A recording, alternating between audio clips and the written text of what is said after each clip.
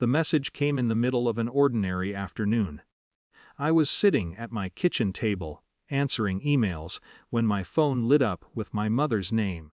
At first I thought it was another question about seating charts or vendor confirmations. For months I had been the one organizing most of the wedding logistics.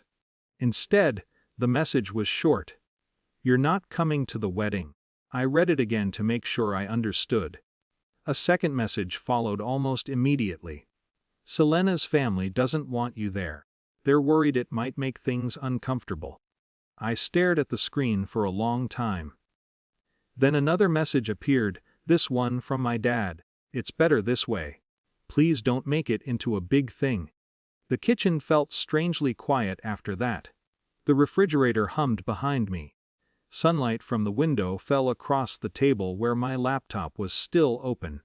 For a moment I considered calling them, asking what exactly uncomfortable meant, asking why no one had mentioned this earlier. But I already knew. Selena'S family was wealthy, not flashy wealthy, quiet, generational, country, club wealthy. My brother had spent months trying to make a good impression with them. I didn't exactly fit the picture. My career wasn't glamorous. I ran a small consulting business and lived in a modest apartment across town. I didn't dress like their crowd or talk like them. Over the years my parents had started mentioning those differences more often. Little comments.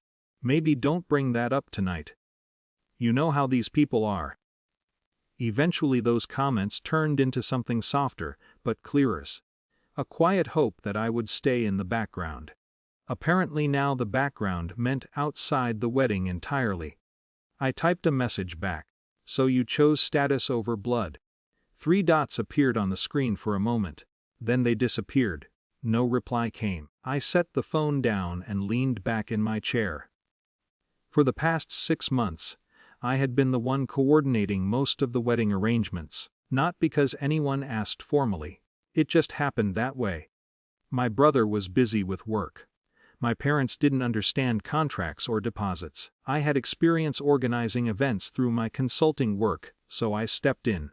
The venue, the caterer, the live band, the transportation. Most of those arrangements had my name on the paperwork because I was the one speaking with the vendors. At the time it felt like helping family, now it looked different. I opened the folder on my laptop where I kept the wedding documents. The venue contract sat at the top. My name was listed as the primary contact. I picked up the phone and dialed the venue manager. When she answered, I kept my voice calm. "I'm calling regarding the reservation for October 14th. I said. "I need to withdraw my financial authorization from the booking." There was a brief pause. "Is there an issue?" she asked. "No," I said. "I'm just no longer involved in the event planning." She explained that without the authorization, the reservation would return to pending status until someone else confirmed payment. "That's fine," I said. The conversation lasted less than 5 minutes. After that I contacted the caterer. Then the band. Then the transportation company. Each conversation was professional and simple. I wasn't canceling the wedding. I was only removing myself from the agreements connected to my name. When I finished, the apartment was quiet again. I closed the laptop and made dinner. 3 days passed before my phone rang. It was my brother. His voice sounded tense. "Did something happen with the venue contract?" he asked. "I stepped away from the arrangements," I said. "What do you mean stepped away?" "You told me I wasn't part of the wedding," I said. "So I removed my name from the bookings." Silence filled the line. "The venue says we need to confirm payment again," he said eventually. "And the caterer too." "They'll explain what to do," I said. "You could have warned us," he said. I almost laughed. "You warned me?" I asked. He didn't answer.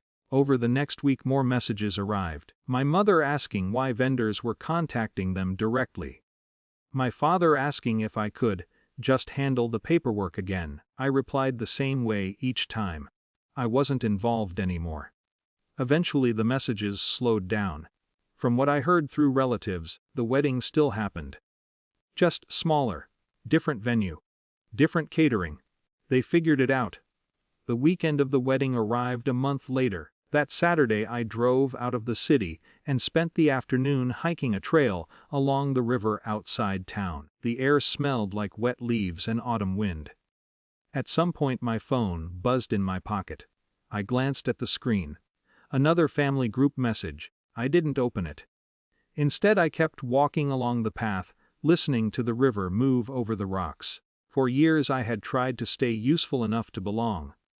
That afternoon I realized something simpler. Belonging that depends on usefulness isn't really belonging at all.